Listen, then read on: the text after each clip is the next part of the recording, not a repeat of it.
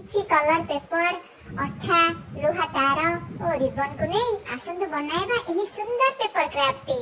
ଆପଣ paper craft କୁ ତିଆରି ହେଇଥିବାର ଦେଖନ୍ତୁ ଏବଂ ମୋର ଏକ ଛୋଟିଆ ଗପକୁ ମଧ୍ୟ ଶୁଣନ୍ତୁ। ଗପଟିର ନାମ ହେଉଛି ଉପସ୍ଥିତ ବୁଦ୍ଧି ନଥିଲେ ମୂର୍ଖରେ ଗଣା ହେବା ସାର। 5 ଜଣ ଗଣ୍ଡ ମୂର୍ଖ ସାଙ୍ଗ, ବୁଦ୍ଧି ବିବେକ ବୋଲି କିଛି ନାହିଁ, ଆଉ ଦୁର୍ଦିନରେ ଉପସ୍ଥିତ ବୁଦ୍ଧି ଆସିବା କାଠିକର ପାଠ। ଦିନକର 5 ସାଙ୍ଗ ଭାବିଲେ ଅନ୍ୟ ଏକ ଗାଁକୁ ଯିବା ପାଇଁ। ବାଟରେ ଯାଉ ଯାଉ ଗୋଟିଏ ନଦୀ ପଡ଼ିଲା। ସମସ୍ତେ ପହଁରି ପହଁରି ନଦୀ ପାର ହେଲେ। ନଦୀର ଅନ୍ୟ କୂଳରେ ପହଞ୍ଚି ଜଣେ ସାଙ୍ଗ କହିଲା, ସାଙ୍ଗମାନେ, ଆମେ ପ୍ରଥମେ ପରଖି ନେବା ଉଚିତ ଯେ ଆମେ 5 ଜଣ ଅଛେ ତ। ଏମିତି ନ ହେଉ କି ଆମ ଭିତରୁ କେହି ଜଣେ ନଦୀରେ ବୁଡ଼ି ନ ଯାଉ। କାଳେ କେହି ନଦୀରେ ବୁଡ଼ି ଯାଇଥିବେ ସେ କଥା ଆଉ ଜଣେ ସାଙ୍ଗ କହିଲା। ତେଣୁ ଆମେ 5 ଜଣ ଅଛୁ କି ନାହିଁ ଗଣିବା ପାଇଁ ଜଣେ ସାଙ୍ଗ ପ୍ରସ୍ତାବ ଦେଲା। ସୁତରାଂ ଜଣେ ଗଣିବା ଆରମ୍ଭ କଲା। 1 2 3 4। ଆରେ ଆମର ଆଉ ଜଣେ ସାଙ୍ଗ କୁଆଡ଼େ ଗଲା? କୁଆଡ଼େ ଗାୟବ ହେଇଗଲା ନା କ'ଣ?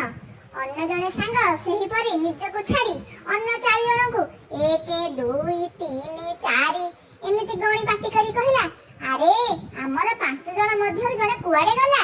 ନଦୀରେ ବୁଡ଼ିଗଲା ବୋଧେ। ଏକଥା କୁହାକୁହି ହୋଇ ସମସ୍ତେ କାନ୍ଦିବାକୁ ଲାଗିଲେ। ଠିକ୍ ସେହିପରି ଜଣେ ନାଉରୀ ସେହି ବାଟେ ଯାଉଥିଲା। ପିଲାମାନଙ୍କର କାନ୍ଦିବାର କାରଣ ପଚାରି ବୁଝିଲେ।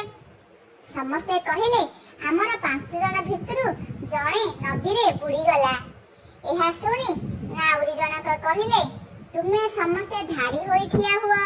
ତାପରେ ନାଉରିଆ 1 2 3 4 5 ଗଣି ଉତ୍ତର ଦେଲା, ତୁମେ ତ ପୁରା 5 ଜଣ ସାଙ୍ଗ ଅଛ, ଏମିତି କାନ୍ଦୁଛ କାହିଁକି?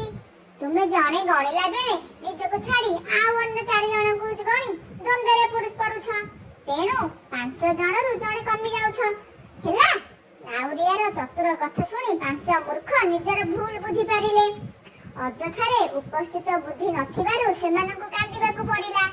ସାମାନ୍ୟ ସାଧାରଣ ଜ୍ଞାନ ଅଭାବରୁ ସେମାନେ ଏପରି ପରିସ୍ଥିତିର ସମ୍ମୁଖୀନ ହେଲେ ବୋଲି ହୃଦବୋଧ କଲେ। ଉପସ୍ଥିତ ବୁଦ୍ଧି ନଥିଲେ ଜୀବନ ଭାରି ଦୟନୀୟ ହେବ। ଅକାଳରେ ଦୁଃଖ ମାଡ଼ି ତ ଆସିବ, ମୂର୍ଖରେ ଗଣା ହେବ। ଦୁଃଖ ସମୟରେ ଅଧୀର ନ ହୋଇ ଧୈର୍ଯ୍ୟ ସଦା ରଖୁଥିବ, ସବୁ କାର୍ଯ୍ୟ ନିଶ୍ଚୟ ସଫଳ ହୋଇବ, ଭଲ ଲୋକେ ଗଣା ହେବ। ଏବେ ଶୁଣିଲେ ତ ସାଙ୍ଗମାନେ, ବୁଦ୍ଧି ନଥିଲେ କେତେ ବିପଦର ସାମ୍ନା କରିବାକୁ ପଡ଼େ। ଆରେ ଗପଟି ତ ସରୁ ସରୁକା ମୁଁ ପେପର କ୍ରାଫ୍ଟ ସୁନ୍ଦର ଭାବରେ ବନି ଯାଇଛି। କେତେ ସୁନ୍ଦର ଲାଗୁଛି। ଯଦି ମୋ ଭିଡ଼ିଓ ଗଳ୍ପଟି ଭଲ ଲାଗେ